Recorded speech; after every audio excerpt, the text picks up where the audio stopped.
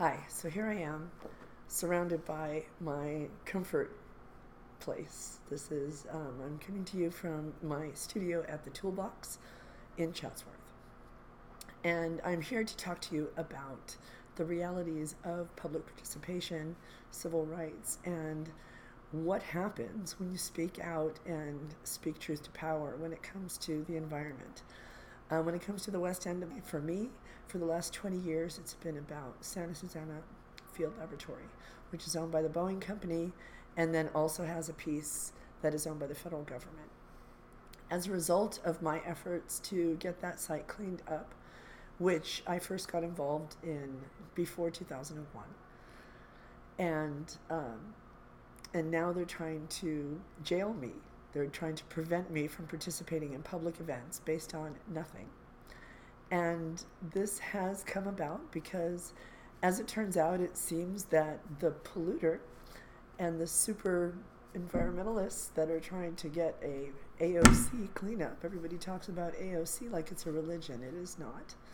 Administrative Order on Consent. This particular agreement is to clean up to background. And if you do your homework, you will learn that there aren't many sites across the United States that are cleaned up to background. First of all, it's hard to define what background is, and it is a process that isn't widely understood. But that's been the process. And for 10 years, we've been waiting, and we've been listening to promises, and it was supposed to be finished by 2017. But instead, here we are in 2019, and it still hasn't started. And now Dan Hirsch and his team are back to blocking the demolition because they want to fight about how radiological waste is disposed of, which is important. But it isn't the same fight as getting cleanup up there so that the surrounding communities are safe. We should not be the poster child of failure in order for others to line their pockets. And that's what's been going on. I believe that I was retaliated against because I spoke truth to power, and I caught them as far as quid pro quo, and that's exactly what it was. It was providing people money and favor and access in exchange for actions and decisions.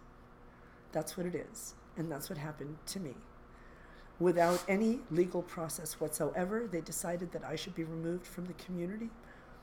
I'm an American like most of you are, but for some reason, for me, it was just very easy for them to just remove me.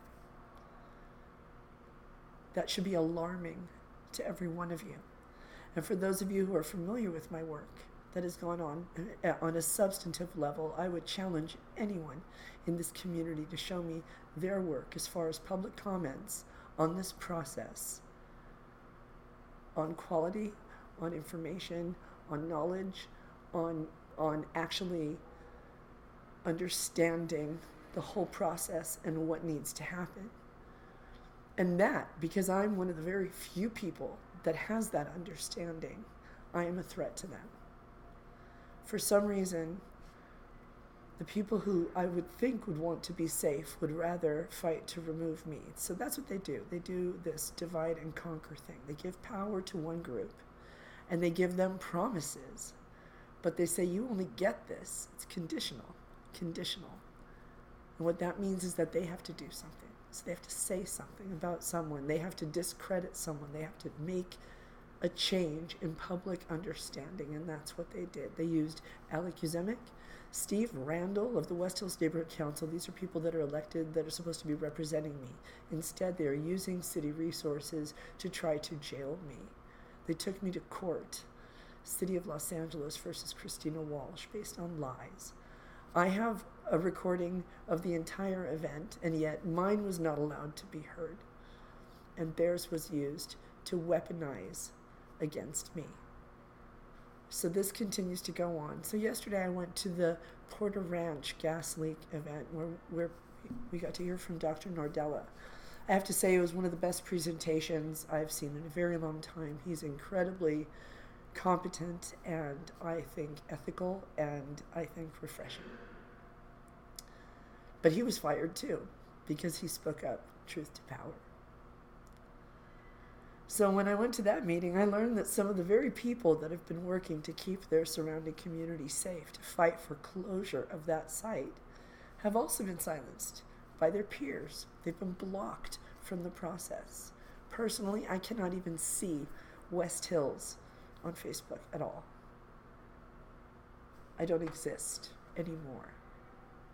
When there are public meetings, they take turns calling and asking for police protection, claiming that Christina Walsh might show up and might pull a weapon.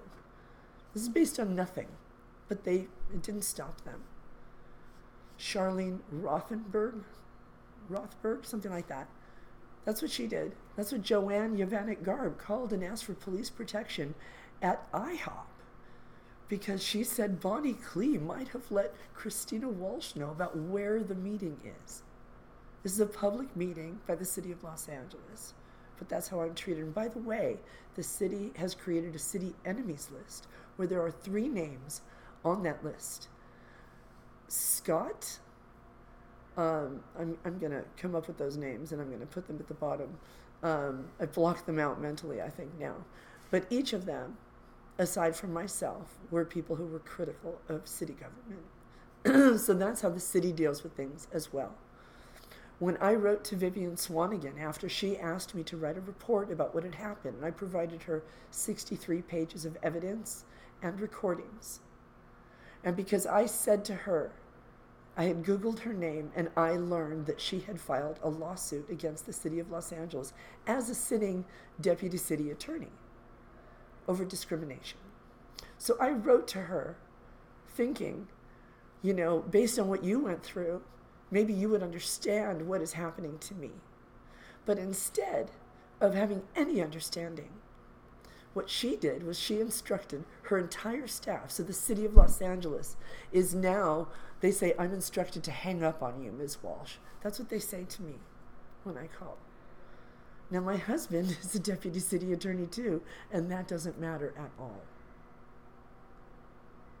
This is all as crooked as it gets. So when people say it doesn't matter what's happening in Washington, D.C., let me tell you that when things are lawless at the top, it allows every level of government to become equally corrupt. And you know what? They will, as soon as they have an opportunity. That's what I learned the hard way. Now, I can provide any level of proof that you want to show what happened to me. And the question is, does it matter to anyone? Or am I truly a disposable person? There are many disposable people. I don't think I'm special. I just am fighting back because my existence depends on it. I should not be threatened with police activity. They made a whole crime scene. They had everybody go around the building to the other side because I was there. Just my mere presence. And by the way, at a West Hills Neighborhood Council meeting, Steve Randall said that my face was disruptive to the meeting. The sight of my face. And this is someone who was put in writing. He threatened someone just because they said something that sounded like they might have heard it from Christina Walsh.